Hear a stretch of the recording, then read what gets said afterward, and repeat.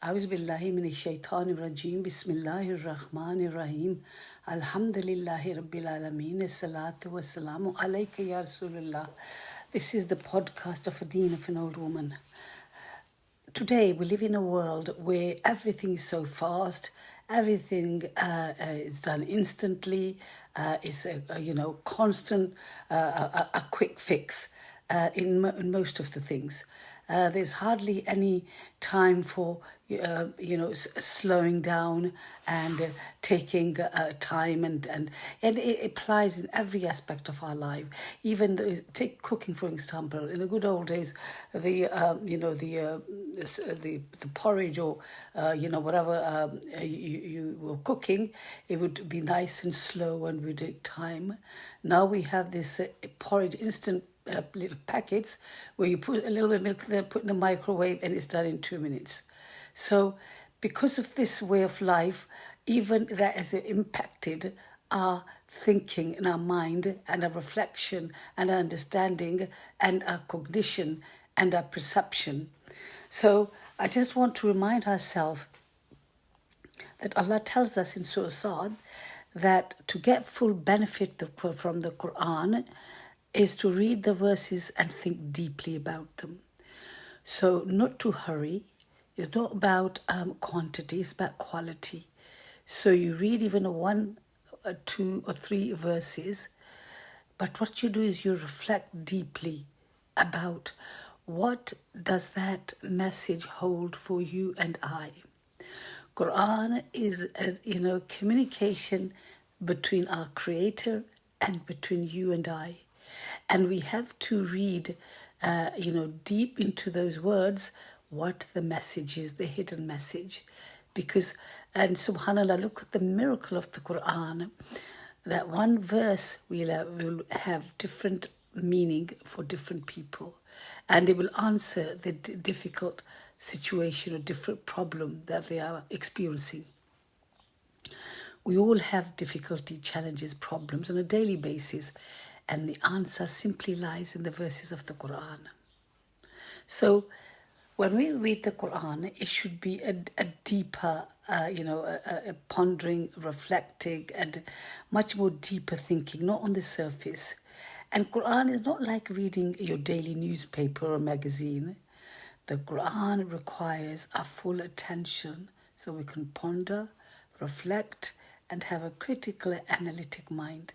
Look, subhanAllah, when we read the Quran in this manner, it develops our faculty of critical thinking, which we can use in decision making and making choices in our lives.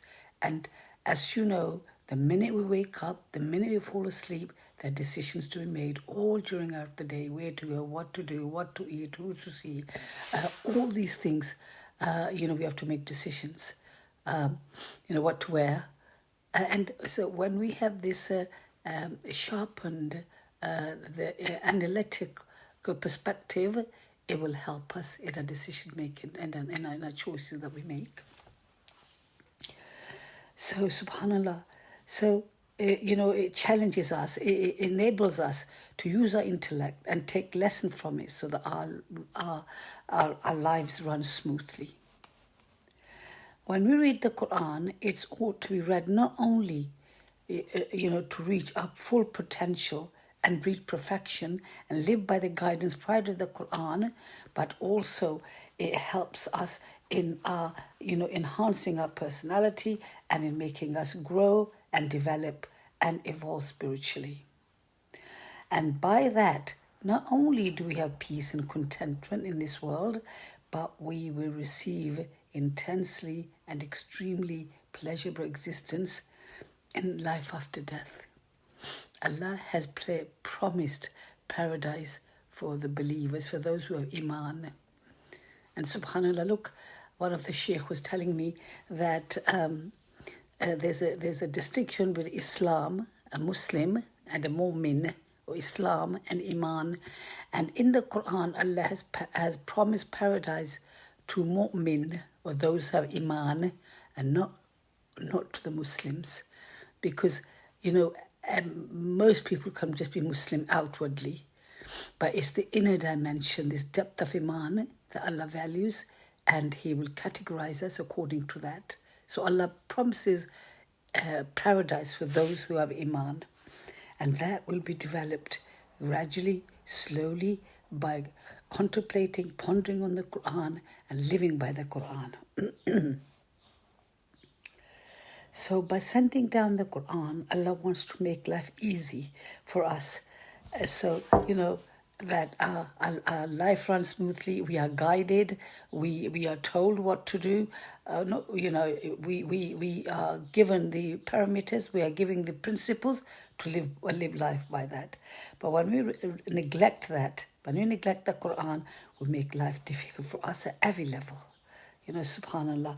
Because when we sin, it distorts our reality and it makes us more further from Allah. And when our reality is distorted, it's unclear, it's confusing, we are fumbling in the dark and we don't know how to move forward or which way to go ahead. Okay, so in Salah, we ask Allah to keep us on the straight path so we can remain on that path. And as we read and understand and implement the Quran in our lives, we will remain at that straight path. And subhanallah, before in our salah, before we read the Quran, we read through the Fatiha. We ask Allah to keep us in the straight path. And Allah tells us, in order to be on the straight path, live by the Quran. And live by His injunctions, live by His principles. And it starts from reading, pondering, understanding, and thinking deeply about it. So if we don't implement it, then we slip off the straight path and become confused and disorientated in our life journey. Subhanallah, I see so many old people who are so disorientated, and the disorientation grows and grows so much that they no longer are able to live a quality of life. And then, unfortunately, where we live, they are put into care home. Such a sad, regimental, clinical existence, no longer authentic, or you have the freedom to choose. And it all starts when we don't use our brain properly. Obviously, we don't live when we don't live by the Quran. So when we live by the Quran, it enables us to put things in the proper order. And, it enables us to prioritize. Just the other day, my son's friend came and I asked him, how are you? I said, I'm fine. I said, how's work? I'm doing so much, but I'm not achieving much. And I thought, subhanAllah, look at that. When you don't have barakah, when you don't have the Quran, when you don't have connected with Allah, when you don't have these blessed words of barakah, which is directly from the Quran, your time has no quality. Because this young lad was telling me he's working very, very hard, but he's not achieving much. And subhanAllah, I just thought to myself, how fortunate we Muslim are that, we are able to read the Quran, comprehend it, ponder on it, and live by it. So when we do that, this will enable us to see clearly.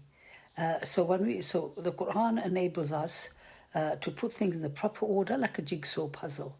So we have to prioritize our life, and we have to put order in our life. This will enable us to see clearly about various duties, obligation, responsibility that we have in this life and how to prioritize it.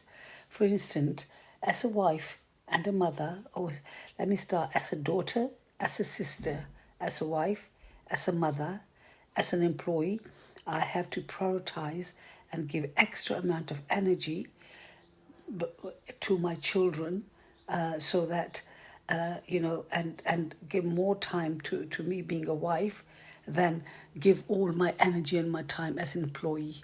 And often I see in the West that people give their all for work and then they regret it. And I was listening to this documentary. It was compiled by this nurse who did the end of life care, and she worked for 35 years, and she She was obviously she saw so many people die, so many old people. So she said the biggest regret for them was that they wasted their life working, and they regretted that they didn't build relationship. And look, subhanallah, look at the mercy of Allah and the wisdom of Allah. Allah tells us in the Quran our duties and obligations, that the relationships are much more important than being an employee.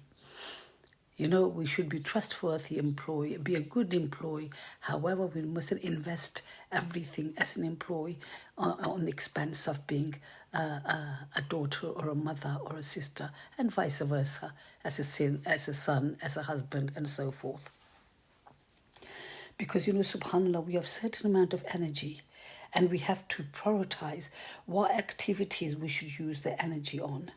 And, subhanAllah, we have to put our uttermost effort. Successful comes from Allah. We are nation, we are people of effort orientated rather than result orientated. Because the result in the hand of Allah is not in our hand. We mustn't confuse that. Always remember just to put the effort, no matter what we do, to do your utmost best. And that's why, subhanAllah, this hadith of Jibreel alayhi salam, what is Islam, Iman and Ihsan, to do everything best, so that we can produce, with our action, we can produce beauty, truth, it's beauty and truth in this world, and justice. So we work on those things. So when you just, subhanAllah, and look how Quran emphasizes again and again, don't oppress, do right, do be justice even if it's against yourself or your near one. Always be justice. And subhanAllah, it's quite funny. The other day, my sister phoned, and she had a conflict with some of her family members, and she was talking to me, and I said, it shouldn't be like that, and so forth. And she said, where's your loyalty towards me? And I thought, subhanAllah, how foolish we are. Our loyalty is with Allah and with the truth. Not to side with people in our family who we love and then do injustice or oppress. It's really important. Once we have our relationships, cleared out, marked, prioritized, we can navigate with this life much better. And the foundation is to be just, to be a just person. So a lot of the times our lives are in a mess, and the reason is that we don't prioritize our life according to stipulation put forward by the Quran. Allah tells us that He has sent this book down as a clarification of all things, and a guidance and a mercy. It clarifies what everything is. It tells you what your relationship should be, what your responsibility, what our responsibility, what our duty. It really clears everything, so we're not left we're not left in confusion, fumbling in the dark. And that's why there's so many Quranic ayah where Allah says that this book, a book of light, that takes you out of darkness into light. Yeah, because we are in this dark place, in this dark mind. Because when we are disconnected, when we don't have this divine book in our lives, we are in the dark. Because the Quran increases us in knowledge, and that new knowledge, must be acted upon, and that's how Iman will increase, and we learn to live a better life. So whoever act on a knowledge they have, Allah will grant them which they never had. So when you make dua, Allah increase in my knowledge, Allah subhanahu wa ta'ala will increase us in our knowledge. And as you know, the first word of revelation was Iqra, which has various meaning along the line of reading, understanding, learning, knowledge, striving, all these things from one little word, Iqra. So meaning that how we're supposed to not only engage with the Quran, but engage with creation, understand it, read it, have knowledge of it, seek more and more knowledge of it, and subhanallah. So the word, the first word of revelation was Iqra, And Allah tells us that by understanding and, pondering, contemplating on the Quran, and by living by the Quran, how we supposed to live our lives. And I just want to remind ourselves that the best time to read the Quran is in the morning after Fajr, because just before you start the day, you read the Quran, and Allah says that at that time the angels are present with us. So we read the Quran, and the angels love to listen to the Quran. So the more we, have a relationship with the Quran, the better it is. And wallahi, there's no end to it. This is a journey that will continue until death. And subhanallah, and death will become an easy experience. Subhanallah. It will be a time when the angels will tell us not to fear and neither to be grieved, so that they reassure us what we leave behind, we shouldn't worry about it. Allah will take care of it, and we should never have fear of transitioning from this life to the next with the Quran that we have in our chest, in our bosoms, or perhaps deep in our souls. Because the food of the soul is Quran. Yes, and the more we feed the Quran, the more we feed to us to the soul, the better it is. So inshallah, I hope that Allah gives us the ability to develop a meaningful relationship with the Quran. Thank you.